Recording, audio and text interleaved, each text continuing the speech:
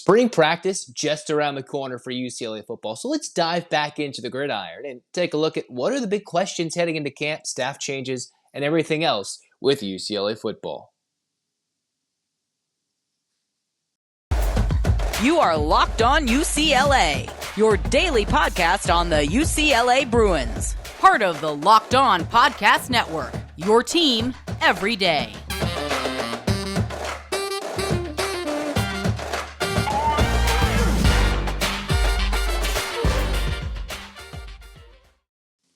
Welcome, everybody, to this edition of Locked On UCLA. I'm Anderson-Yoxsimer, and we're talking football today. Thanks for making this your first listen each and every day. It's free wherever you get your podcast, and it's available on YouTube. So like, comment, and subscribe. This episode is brought to you by FanDuel Sportsbook, the official sportsbook of Locked On. Make every moment more by visiting FanDuel.com/LockedOn right now to get started. All right, spring practice officially starts April 4th, no official spring game of any sort in 2023 for Chip Kelly. The Bruins aren't making that happen. So all we get to do is enjoy, speculate, and talk about UCLA football until spring practice officially starts. So what, in my mind, is the biggest question? What are the biggest things for UCLA football? Well, I think the biggest question comes down to the quarterback position. Who's going to start and who will be the backup and who will be left drowning in their sorrows as the third string quarterback? Because UCLA's got three pretty solid options for a quarterback battle. And it's not often you get this many different ideas of what you can have as your starting quarterback. You've got someone who's been in Chip Kelly's system for multiple years, and Ethan Garbers. He's been around UCLA. He's already hopped to school. And I think he's got to finish more academic stuff if he still wants to hop in the portal one more time and go play elsewhere in Garbers, but he still wants to compete for this job, and he's filled in nicely, admirably, in miniature forms when Dorian Thompson-Robinson was out.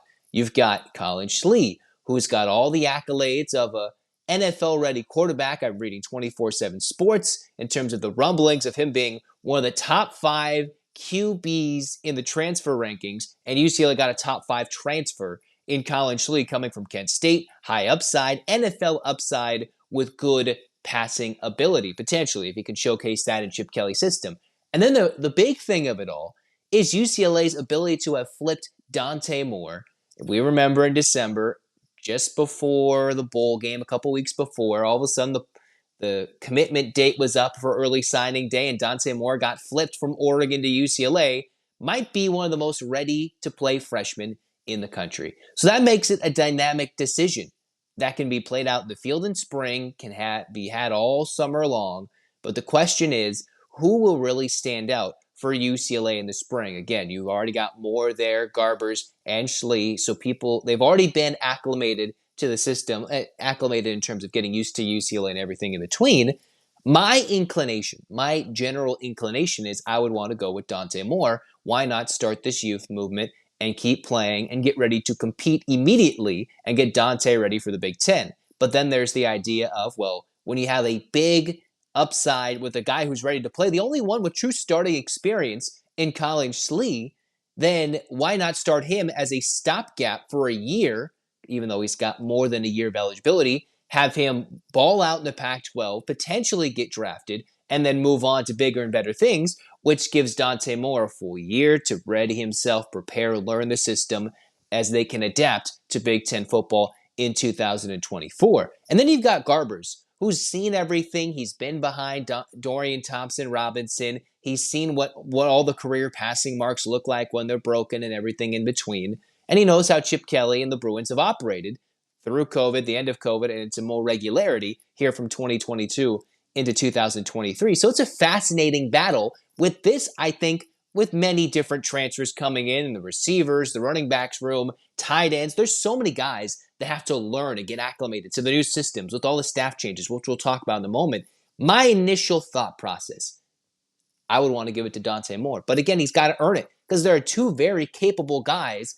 Garbers, fairly confident coming out of high school that he was going to do some things, but he transferred and came to UCLA and still had to play as a backup. He wants to play. You've got Schlee, he didn't come to UCLA for nothing. There's no reason for a top 5 transfer QB to come transfer from Kent State and sit, especially behind a youngster. So these are all unique things going into spring football. And I'm not entirely sure for UCLA that they're going to answer them overall through their, let's take a look, total of 14, 15 sessions through April going to the end of the month or whenever, spring practice ends. I want to give it to the young guy and give it to the young gun and get moving with that.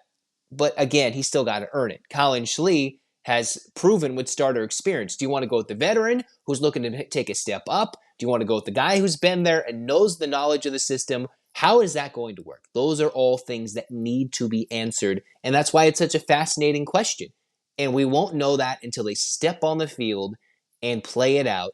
And maybe you have to give the early edge to Colin Schlee as the starter in terms of what he brings to the table physically and what he brings to the field with what he's already done as a starter and knows how to communicate, especially in this day and age where there's still COVID players for football and super seniors. Maybe you need an older guy to still lead this last wave of COVID seniors before you get back to the youth movement of the 18 to 21-year-olds, which generally what it is in college football, as opposed to the 23, 24, 25-year-olds playing throughout all these super senior COVID years, which is why Schlee could have an advantage in terms of if you really want to dive deep into it. I would just lean Dante Moore. Talent, let it blossom, see how it plays out. And if you got to go get another quarterback, then it is how it is because you've got already two in the system, but they might bounce. We're going to talk about this so many times over these next few months that while it is a starter of a conversation, we'll see how it plays out, how spring practice is. But we got to talk to you about some staff changes and kind of update you guys what's going on in that term. But we'll tell you all that and more after I tell you about FanDuel. Because the tournament's heating up. It's the final weekend. You've got the big games with the Final Four, the title game. There's no better place to go in on the action than FanDuel, the number one sports book in America. And if you've blown your bracket up, if you may try to make some money on these games and you still can't get it right because nobody got this Final Four right, then you got to go to FanDuel.com/lockedon to get your no sweat first bet. All new customers, if you don't win that first bet, if you lose it, you can get up to $1,000 back in bonus bets if you get that no sweat first bet for new customers at FanDuel.com/lockedon. It's a safe, super secure, easy app to use. All you have to do is go to FanDuel.com/lockedon. Make every moment more with FanDuel. Cruising on here with Locked On UCLA, Zach Anderson-Yoxsimer with you guys.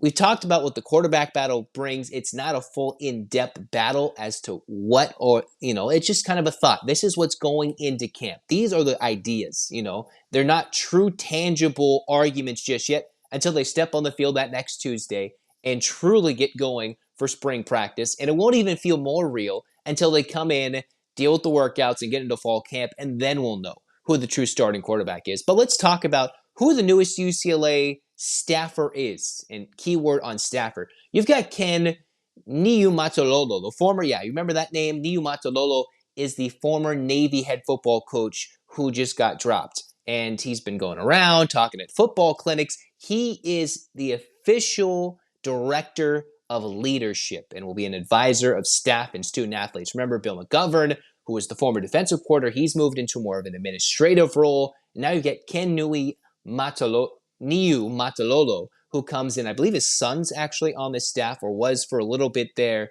And he's got son. He's been coaching for almost 3 decades, dealing with Navy, I think even with UNLV for a little stint there. He has been in college football for a very, very long time, won the Commander-in-Chief trophy. He's done it all for pretty much everything in Navy history, which he was stunned that he got fired. So let's kind of revisit who all these staff changes were. If you've already forgotten, we've talked a lot of basketball. This is more of a refreshing course in your memory because football is going to be amongst the forefront these next couple weeks until the Bruins start declaring for the draft.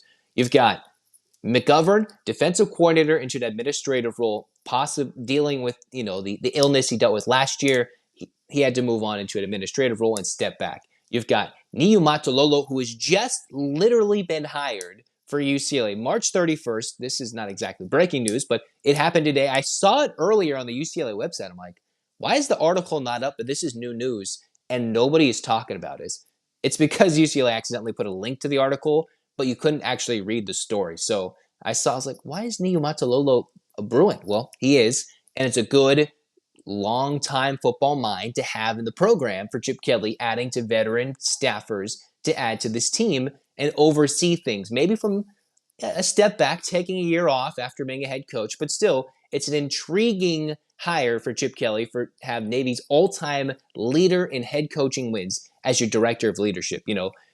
A leader coming from Navy, come on, that has to fit the role easily. You've got Danton Lynn, who is the new defensive coordinator, who has no previous coordinating experience, although he has some coaching. He is the son of Anthony Lynn, the former Chargers head coach. He's got variety of experience, even going from the Big Ten, coming from every little thing. So you've got Danton Lynn, who's trying to step into a role that's new, but it's young, and with Big Ten kind of blood running through him, dealing with when he went to school and everything in between, he could be a good fit for UCLA moving forward and kind of give him a youth movement defensive coordinator-wise. We've already talked about this. We'll do that. Cody Whitfield, the new DB's coach, because UCLA switched around some of the other staffers, if you remember. Brian Norwood coaching the safeties. He's got a title change. You've got Deshaun Foster, who's kind of somewhat not exactly been elevated, but a new title associate head coach. And Akai Kamalo, he's taken over the entire defensive line after he was just a piece here, piece there, after UCLA lost some coaches, let some coaches go.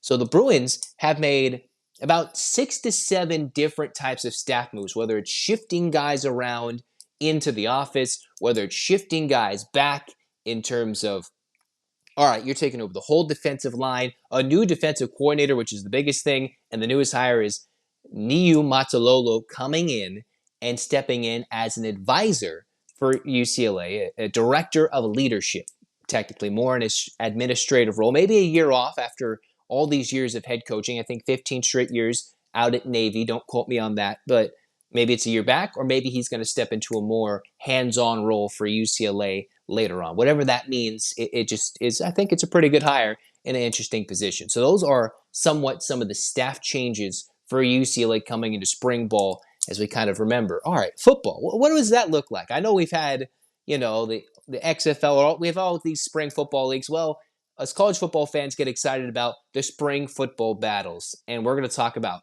X factors in certain positions. Max and I will talk about all that and more on this podcast, but so far that's going to do it for the football talk today. Just kind of refresh your memory, right? These are the guys who are going to help lead the Bruins amongst more, and then you've got the quarterback battle with Garbers, Moore, Schlee. What's the big thing? What's going to happen there? I can't answer that question right now. We'll talk more about it. We can get more into numbers, but I say lead with the youth. What's going to happen when you move to the Big Ten? Everything in between.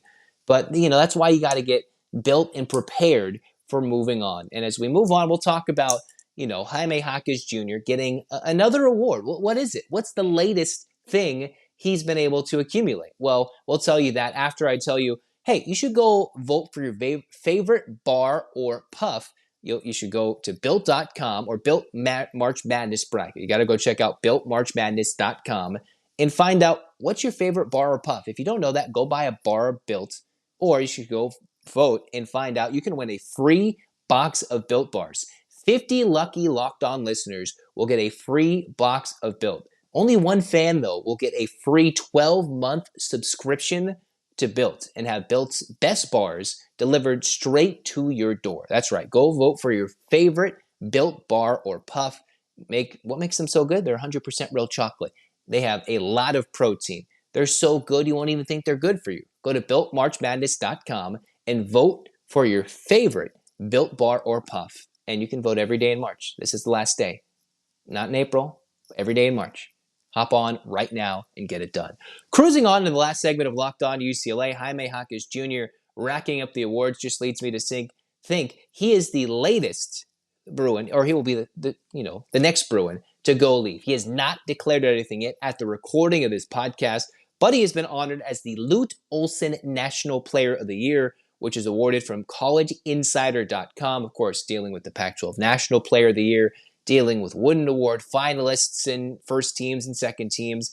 He was second in the Pac-12 in scoring, fourth in steals, fifth in rebounds, almost 18 points per game, 8 rebounds, and a steal and a half per game. Those are some pretty legitimate numbers UCLA is expecting for the 6'7" guard from Camarillo to replace, and that's what I'm thinking is the next thing. You can't get more and more accolades, being a first-team All-Pac-12 member for the second consecutive year, second-team member back in 2021.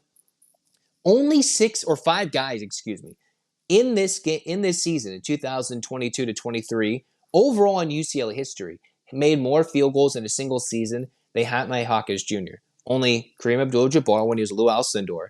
You've got Bill Walton, Gail Goodrich, Richard Washington, and Reggie Miller. Those are the names who made more shots than Jaime Jaquez Jr. in a single season. He made 261 field goals at a 48% clip. That's the 7th highest single season total.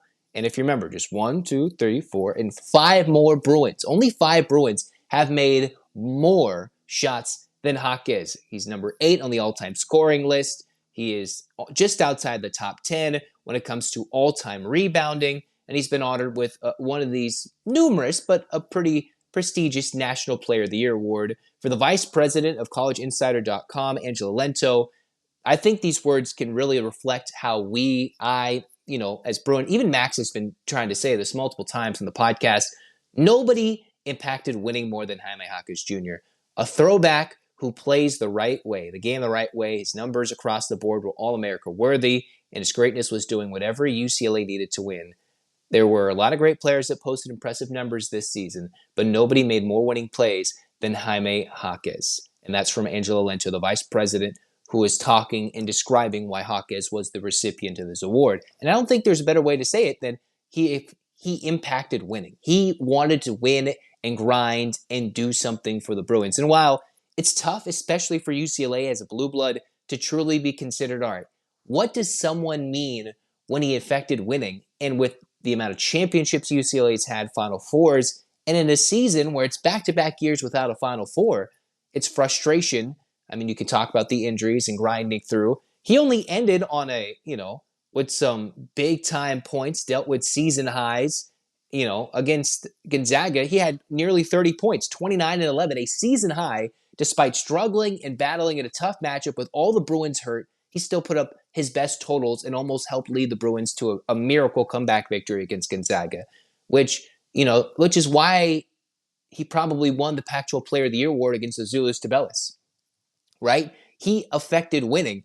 And while there weren't gaudy numbers that were eye-popping in terms of better than Tubelis or better than some of those players across the country, he was just around that conversation. And you could see how he affected the game and how important he was to the Bruins this year, which is why he will be a significant loss if and when he declares the NBA draft, which it only seems like a matter of time at this moment, right? Unless someone pockets a big NIL deal, or if someone's in his ear, says one more year, wants to go sit next to his sister, they each play 1 year. She's going into her sophomore year. Jaquez would be going into an extra COVID year if him and Tiger want to play that extra year. But it just seems like a perfect time. You can't get all these accolades, stay 1 more year, and risk having a bad season and getting put out of the forefront. This is the time to go make that move, go to the NBA, and prove, hey, I want to be a professional player, learn what it takes to get to the next level. Of course, I've heard and read some things. Is the 2024 NBA draft not as good? Does Jaquez stay, try to increase and better those numbers? After a summer in the previous offseason where he spent playing with NBA players in summer leagues, Clippers, all those things, and trying to ball them up. So he knows he's trying to prepare his game. He's been trying to prepare his game for the NBA level. That's all those in-game interviews talking about. He wants to represent for his community and stand up and be that player in the NBA. So it just makes me think the more and more that it's just a matter of time that Jaquez is moving on to declare for the draft. And we hope him and wish him the best. And at the recording of this podcast, he is not declared. But it just seems like the more and more everything comes out, it just kind of props you up. And all of a sudden, the scouts are going to look at you. They're going to pick you apart in the drafting combine and a lack of efficiency and maybe the undersize, but the footwork, the intangibles is what sets Jaquez apart. He might not be successful day one, but he's a winner, and that's why Mick Cronin loved him, hugged his dad. His dad just squeezed him and threw Mick Cronin up.